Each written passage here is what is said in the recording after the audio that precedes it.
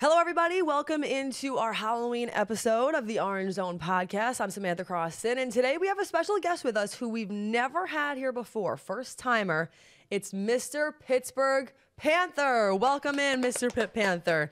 And he left a note here that he wanted us to read, but first things first, he wants to know, where is the other cast member today? Yeah, well, I think he's running a little late today, but Mr. Panther, I wanted to ask you, what issue do you have with James? He wanted to skin me and make boots. It seems that I got the last laugh last week. 5 different laughing sessions, if I remember correctly. Look at the new hardware I brought.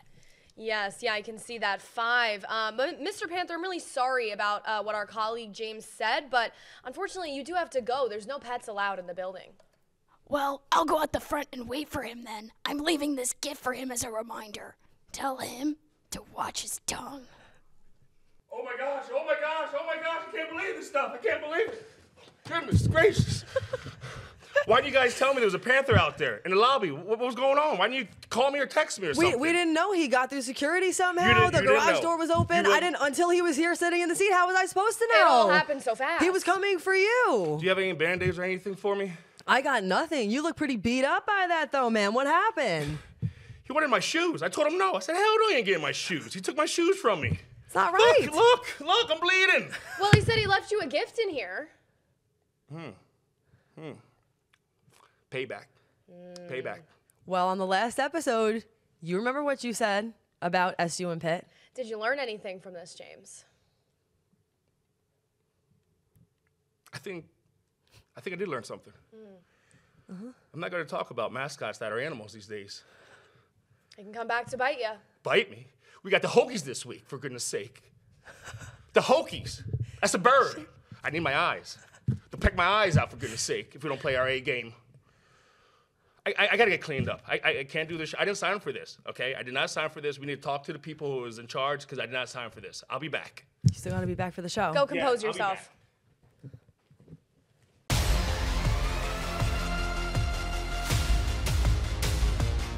The Orange Zone, sponsored by Billy Whitaker Cars and Trucks and Apex Entertainment.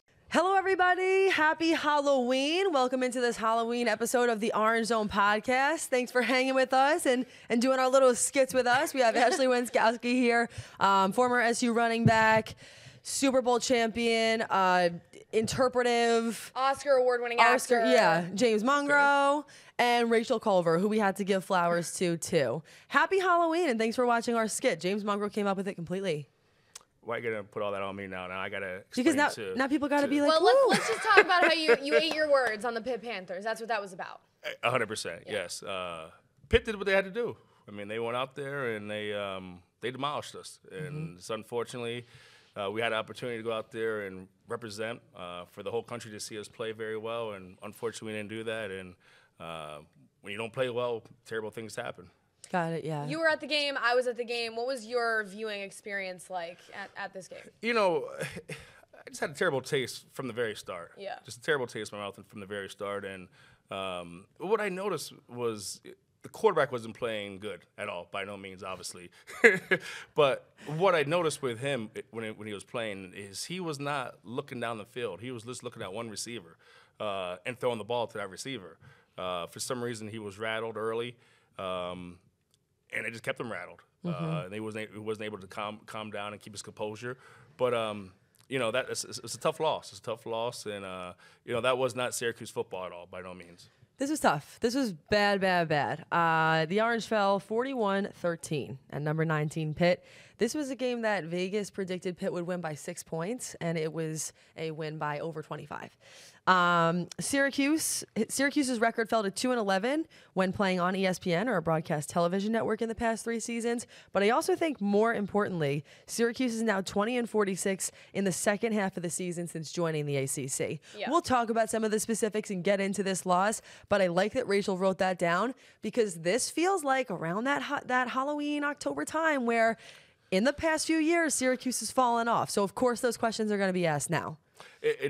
Totally. I mean, I thought about that myself, actually, thinking about this is the time, you know, week 7 to week 8, where things really has been terrible for Syracuse, and that's something that we've been trying to turn around for many years now. So it's going to be really interesting to see the resilience of the players, what they have in them, what the coaches have in them as well, to bounce back from this loss. Yeah, I think Wright fans in Central New York have kind of been dying for a November with meaningful football being played from Syracuse. Not to say it's not meaningful. They're still playing for a lot. They can still go 10-2. They could still go 9-3. Would be their best season in years, but certainly fallen out of a little bit that kind of college football playoff ACC championship conversation. I have the stat here that really stuck out to me. A college football analyst tweeted it just about the game. Pitt players had 5 catches for 127 yards and 3 touchdowns from Kyle McCord. They had 11 catches for 108 yards and 2 touchdowns from their own quarterback, Eli Holstein. This was a game where Syracuse dominated many offensive categories, first downs, total yards, passing yards. I mean, just a ton of stuff, but it was those 5 turnovers that just did them in. Yeah, I mean, even with the possession, too. We had 41 minutes of possession to, 17 minutes, 18. something like that. Yeah, I mean, the statistics, the stats, you wouldn't think they scored that many points, obviously, off of those stats. But, when you throw interceptions for pick 6, it doesn't show that part. I have never seen a football game. Usually the time of possession, you would look at that and be like, oh, Syracuse must have blown them out. It was great. I have never seen a game that the time of possession was that skewed and a team lost like that. I feel like for the past few years now, it's like the games against Pitt just end up being weird.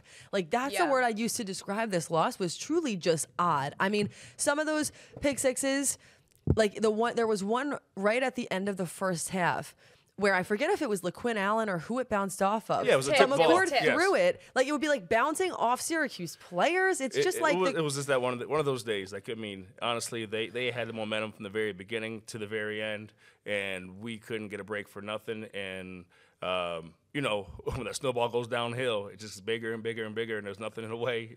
I mean, you got good credit. You got good credit to Pitt, though. I mean, they came out there with a very high volume, with energy, and they came out there and humbleized Syracuse fans.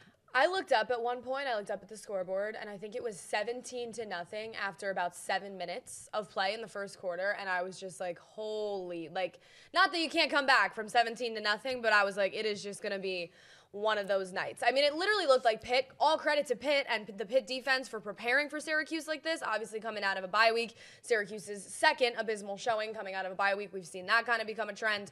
But to Pitt's credit, I mean, it looked like they had the Syracuse playbook. Like, they literally looked like they knew what Kyle McCord was doing before Kyle McCord knew what he was doing. And they stopped their run. I mean, we couldn't do anything. 6 yards rushing. That's terrible. I mean, that's just unheard of. You're not going to win a game like that with 6 yards rushing and 5 interceptions. I mean, that's impossible to win. And for the record, both teams had something to say about that. Pat Narduzzi said, I don't think that Syracuse saw a defense like us coming into that game, to be honest with you. I think they saw a lot of soft coverage and free access for the quarterback to throw it to. We felt pretty good about what we were going to give him and that maybe they wouldn't be able to handle it. And even Kyle McCord said there were a few times they got pressure on us and still did a good job covering the routes down the field. Sometimes they were showing pressure and dropped out and played coverage and got home with 4. They schemed us up pretty well. So I kind of think that it was 50-50 here. I definitely want to give flowers to Pitt, and I think they did a great job, and you saw that in their defense, and I, too, was impressed by the defense that I saw. At the same time, Pitt might have won either way, but that was not the Syracuse team that we've seen in past weeks at all. No. Kyle McCord had a really, really bad night. It was like one of the worst performances that I've seen by any Syracuse quarterback in quite some time. And I'll still say he's absolutely, without a doubt, one of the best quarterbacks that Syracuse has had in quite some time. But it was a bad night. Yes. It was 5 turnovers. And nobody was winning on nobody that? was there to pick him up. Nobody else could take the pressure off of him. And it was just terrible. I mean, just the whole momentum at the game. The whole atmosphere was just, just yellow. I mean, they're an excited team. They're an excited team to watch. And like I said, you give credit where credit's due. I mean, they came out there and they did exactly what I thought we were going to do. But Pittsburgh did exactly what they needed to do to move up in the rankings and, make themselves well known. And to your point about the rushing yards, it kind of revealed what we've been talking about all season. Great teams do not have a one-dimensional offense. Yes. We've kind of shied away from saying that. I know LaQuinn Allen had a big game at UNLV, but when you can't rely on your running game to pick you up, when you're really not confident in passing the ball like Kyle McCord wasn't, it's tough. It's tough to kind of have, like you said, no one there to pick you up. And just to put a little something in perspective, he had 6 interceptions through the 6 6 games before this, and his 5 on Thursday tied the school record for most by a Syracuse quarterback in a game. So he's breaking all types of records, though. No, really, Breaking good and bad. Yeah, you know what? good Like and- that. yeah, that so- I'm telling you, it was crazy. But it's like watching him. I almost felt like there are 2 separate games going on: Syracuse football versus Pitt football, and Kyle McCord versus Kyle McCord. Like I don't know that anyone could have even said the right thing or helped him out of it at that point. Like I understand why Fran Brown kept him in, and I get it that that's their guy and he deserved it and that's who they're going to go to. I felt like he was so in his head that nothing was going to make that game get better for him. The line wasn't helping him either, though. No. I will say that. Yeah. The line didn't help things. No, you're absolutely right. I mean, we can put, he threw the 5 interceptions, but there's a lot to be involved. If the players run the right routes, tip balls, if you touch your hand, you're supposed to catch the ball. But again, he threw the ball with 3 guys on the guy covering him. So, that's hard to get that ball in there. And previously, he's done things like that. But, this time, Pitt was just really on it. The defense was on it. I don't know if it was the crowbars or what was given to him. The crowbars? I remember the crowbars the coach gave him last week. I don't know, maybe we got to do something here at Syracuse, but we need to do it very quickly. Well, luckily for them, they have an opportunity to do just that. Syracuse is coming back home for the first time since September, really, end of September, to play against Virginia Tech. It's also homecoming this weekend, so there are a couple of different factors that I think could give the Dome some juice. Before we get into Virginia Tech, worth just mentioning, Marlo Wax was back last week. You also have tight end Aronde Gadsden, who is allegedly good to go after that he was being seen in street clothes towards the end of the Pitt game. Brown also said he was not sure if Yasin Willis would be able to play. Wide receiver Emmanuel Ross still dealing with a toe and Achilles injury despite playing the 2nd game of the season against Pitt. And although Brown did say that Wax wasn't at his 100% in the game, he said he just thinks that he's getting better every day. That's from the press conference. So he's like, I don't know exactly where he's at percentage-wise, but I know that he's getting better, and we can expect what we can expect from him. Yeah. Wax he said in the post-game press conference at Pitt that he was a last-minute decision to play at Pittsburgh. We saw Fran Brown kind of try to pull a fast one with Trevor Pena, and Marlo Wax didn't really work out the way he was hoping.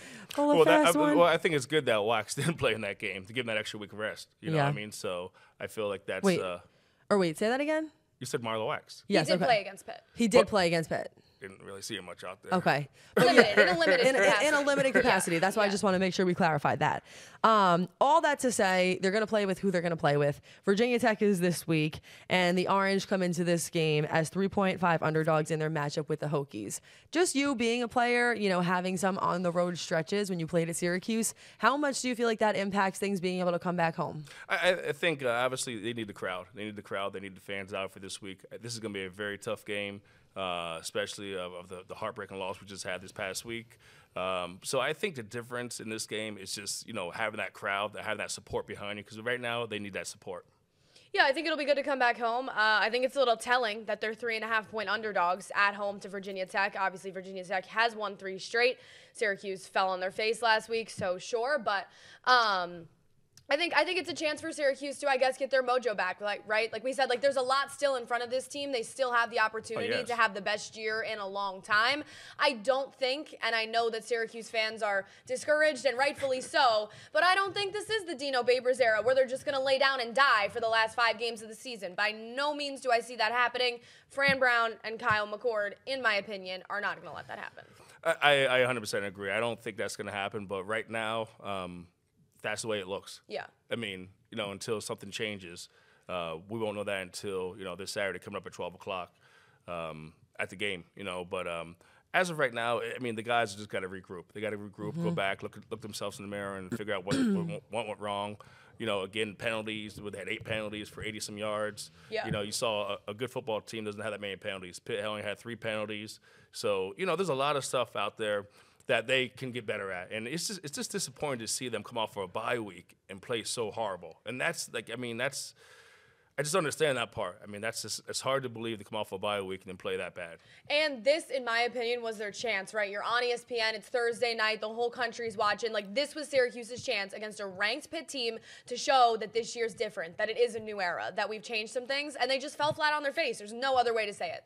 Even 5-2, on the top 25, they have guys that are 5-2, teams that are 5-2, and then the guys, the teams that are trying to get to the top 25. Syracuse is completely out of that now. Yeah. They're not even not even 1 vote or 2 votes. So that's, tells you what the country thinks of us. Yeah, Kyle McCord, on the topic of second half performances, Kyle McCord had a good quote after the game on what his message was to the team. He said, "We can't do what Syracuse football has done in the past in the second half of the season and start trending in the wrong direction. We have way too much talent to let that happen." So we will see what happens. I will say my last note on the Pitt game that I just have to get off my chest. I have no idea why, and you can tell me your opinion on this. Kyle McCord was in that game in the fourth quarter. I mean, I get it. Like, you want him to put together a good drive. You want him to get his mojo back. But if he got hurt in the last 5-6 minutes of that game, like, the world would have blown up around here. Yeah, you're absolutely right. It was a risk. Well, something with that sick. Would you say what time was that? In the last few minutes of that game, he was I wasn't there. Oh, okay, right. I wasn't there. Good. Me, my son, and my buddy, we left. We left. Mungro was at the bar by that point. No, not at all. By no means. We left, and I'll give one thing with the Pittsburgh's fans. The fans were very polite. I mean, we took an L there. We got beat up there, and the fans were very polite, and it was a great atmosphere for football. But unfortunately, we're on the other side of it. I actually did not have the same experience. I had some rude Pitt fans. Really? I'll save that for another time. Yeah, Okay. I was getting the way the seating is at Acrisure. There's the one end zone is like right field level, and I was trying to film obviously the game, and they were screaming at me to get out of their way because I couldn't see, and I was just like, I'm trying to do my job. But anyway, that's another topic Story for another day, but I'm interested to hear what you guys had to say about the fans. Listen, I totally get it. I think that Syracuse, this kind of been their MO for a while, so you can see why Syracuse fans would feel discouraged. But I do have to say that I agree with Ashley. I don't think this year is the same as years past, and I don't think it's fair to say that even because of one loss.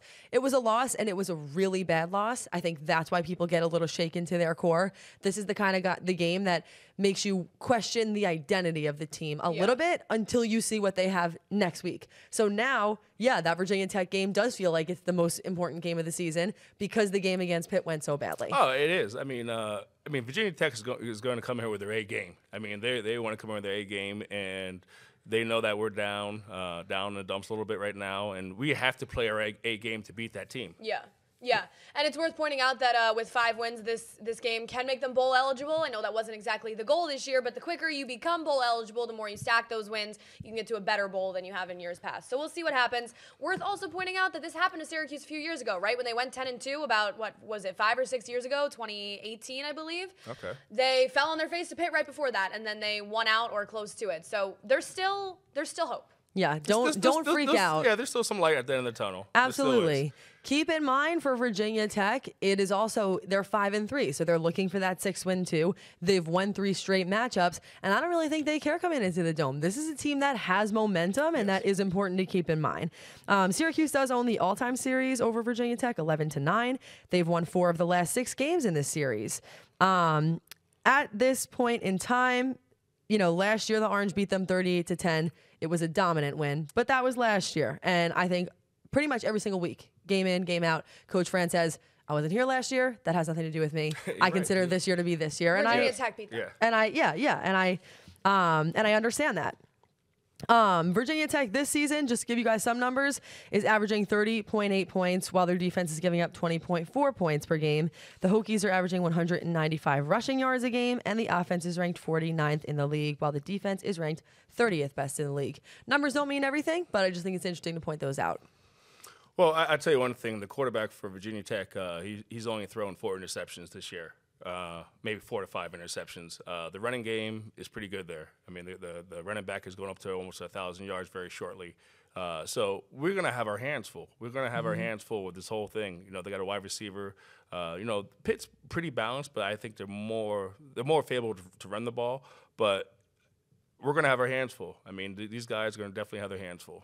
I'm most concerned about, and I've been saying this all season, we touched on it before. To me, it just feels like it's Syracuse against Syracuse. Even against Stanford, they lost on one play at the end, 4th and 9, but it was like in the second, third quarter of that game, Syracuse was beating itself. I need to see a game where Syracuse does not go out there and beat itself. Pitt beat Syracuse, I guess you could say, on the defensive front last week, but Eli Holstein didn't beat Syracuse. The Pitt offense certainly didn't beat Syracuse. Syracuse is beating Syracuse. 100% agree. Holstein was okay, but it wasn't like he was really the make or break factor. And that's why I always say to you guys, just let's worry about Syracuse football. Right. Like, Syracuse just need to worry about Syracuse and make sure Syracuse does the correct thing on the field every single play, because it's not really no matter what the defense is doing or offense is doing when Syracuse is on the ball. It's you take care of your business and everything will go in place. When you don't take care of your business, you saw what happened last week. And Syracuse has not taken care of its business. We said this ahead of the Pitt game. Obviously, that was a disaster. But for 4 quarters of a game, even though they do have 5 wins, each of those 5 wins, I could point out a quarter where you didn't feel so good, where it felt like things were getting shaky. They haven't put together 4 quarters of football. And as they move into the second half of the season, that would really be nice to see. And when you think about with those 5 wins, too, at least 2 of those wins were like you could flip a coin up and it could have went either way. Yeah. And 2 of them were Ohio and Holy Cross, too. So that's that, too. Yeah, I mean, listen, that's the tough thing, I think, or the frustrating thing, I should say, about following this year's team. It's not like you're seeing some of these losses, for example, the blowout loss against Pitt, and thinking, well, that's really all Syracuse had to offer. Yeah. It's not. Yeah, exactly. There is so much left there. There is so much left on the table. And that's not the way that you want to feel when you've seen so many moments of greatness. But moments alone aren't enough, and we're going to have to see if they can put together a complete game. You got to be consistent. Yeah. That's the word, consistent. I think it's tough and it's frustrating, like exactly what you said. It's like Rome, part of me is like Rome wasn't built in a day. This is a first-year coaching staff. This is guys that are melding together. But the other part of me is with this talent that came in from the transfer portal, Kyle McCord being one of them, that only has 1 season or maybe 2 or is kind of a rental in that way. Like, you just feel like there's so much talent and so much potential with the athletes on this team, and they're not going to have 4 years to put it together, quite literally. Yes. So it's like there's 2 parts of it. Part of me understands why some of this is happening. The other part of me is like there's too much talent for this to be happening. I'm going to say one other thing. I know we keep saying, and we'll put Pitt in the past, but then one other thing comes to mind. I don't think anybody would have had any issue with a close loss. No. I don't think anybody would have felt defeated or discouraged at all if this was a loss by a field goal. It was the fact that it was a blowout, and now you just don't know where they stand. It's different now. The game was over after 5 minutes. And that makes it different. You know something, though? When I was watching the game, though, the score was, 17-0, and I was saying to myself, we still have a shot. We still have a shot. I mean that's just the belief I have in football, because you still have opportunity. You still have a lot more quarters left, but everything was just piling up so fast. Yeah. And it's like, wow, after a while, you're like, wow, this is really a one-sided game right now. And nothing is changing at all. Nothing is changing. You know, even after halftime, like nothing has really changed. Well, and Fran Brown said that too post-game. He said, I really didn't believe we were going to lose this game until there were 3 minutes left. And I was like, this is too much to overcome. But part of you appreciates that from your head coach, that fight. And that the other part of me, like I brought up before, is like, listen, when it is 38-10 or whatever it is, 38 to like, we need to get Kyle McCord out of there. Yeah. Well, you know something? I mean, it's good the coach believes in it. Yeah. But the coach is on the sidelines. Right. It's the Right. players that got to believe in that themselves. I totally agree with that. All right, we got a couple minutes left, so let's just do some predictions really fast. I think you guys tell me. In the beginning of the predictions, we said that we would have 1 mulligan, so that would mean everything that we said was going to be a loss, we still have to vote as a loss. Should we still do it that way, or should we just do what we really think is going to happen? They're going to lose? I don't know. I'll go first. You go. He's going to go, I'm going to go Syracuse is going to win this one. I don't think Syracuse is going to win this game. Really? I don't think they have enough in them to bounce back, unfortunately. And it sucks to say that, but I'm realistic. Surprised to hear that. Wait, if Mungro's realistic? Oh, no. I'm being realistic with it. What they showed last week was not good football at all by no means, and the Hokies know that. And I've experienced playing against Virginia Tech multiple years, and they're going to come here fired up. And right now we're struggling. We got to find something. They got to prove to me that they can play consistent. And as of right now, they're not proving that. So therefore, unfortunately, I have to say that. I'm going to go with the rose-colored glasses still. I think Syracuse comes back to the Dome. They are embarrassed by last week. I mean, I think Kyle McCord has to be embarrassed, right? That was probably his worst game of football in his collegiate career, without a doubt. I think Syracuse wins a close one. I think it's close. I don't think we feel good about the game throughout. I think it's comes down to the fourth quarter. I think Syracuse wins maybe by a field goal. I think it's going to tell you a lot, though. This game's going to tell you a lot about the character on the team. It really is going to tell a lot this week. Well, this game's also going to show, right, past November's around here, past, getting into November, December, it becomes basketball season pretty early around here. Basketball season's next week. So this game's going to tell you, are we still going to care about this football team through the last month of the season? I understand. There's a lot at stake, and I think, listen, the trends aside, because I know that Fran Brown's not really a huge believer in that, and the trends that preceded him are not really, they really have nothing to do with him, so I get it why he feels that way. But in really tough times and tough moments like this, you get to see a lot about who people and teams are. Yep. And this week we're gonna figure that out. That being said, I still think Syracuse is gonna lose this game, but I'm gonna say lose in a close game by a field goal. I'm just going with the Vegas numbers. I just think they're 3.5 point underdogs, and I think that's for a reason. I definitely think they come out with more fight. I think it's closer. I think it's a battle, and you feel proud of the battle that you saw. But I think that right now Virginia Tech is on a run, and I don't think they're gonna care coming into the Dome when they won the past 3 games. I think every week in football, especially in college football, every game is hard to win. Yeah. Every game is hard to win. It really is. Moving forward, every single game for Syracuse is going to be a tough game. Yep. I mean, there's no easy games now. No. Yeah. I got to see something that makes me believe again, and until I see that, I'm betting against them. Syracuse loses by a field goal. Rachel. I'm going to disagree, and I'm going to say Syracuse wins just because I think somebody has to. I'm also agreeing that it's going to be close. I think it's going to be also relatively low scoring in terms of what we've seen. Yeah. I'm thinking like 21-24 Syracuse. That's what I was going to say. Same predictions. I love it. See, you just pulled a Mungro. Yeah, I did. Sorry. Prove it. No. I got to ask you ladies a question, though. Sure. Are you guys willing to walk me out to my car? Yeah, you need some help? I might need some help because I'm a little nervous. I ain't gonna lie, Security. Now, Calling in security. I thought we were gonna, talk a little longer. Now you're saying that I got to face this cat again outside. Oh, That How do I was know he's awesome. outside waiting for me? Hey, Mungro's a good sport. You can't ever say that he's not going to eat his words if he ends up being wrong the next week. Thank you so much, everybody, for joining us. You can find us on Instagram, social media, wherever you get your podcasts at The Orange Zone. Thanks so much for sticking with us. We'll see you back here again next week, hopefully after a win. Happy Halloween.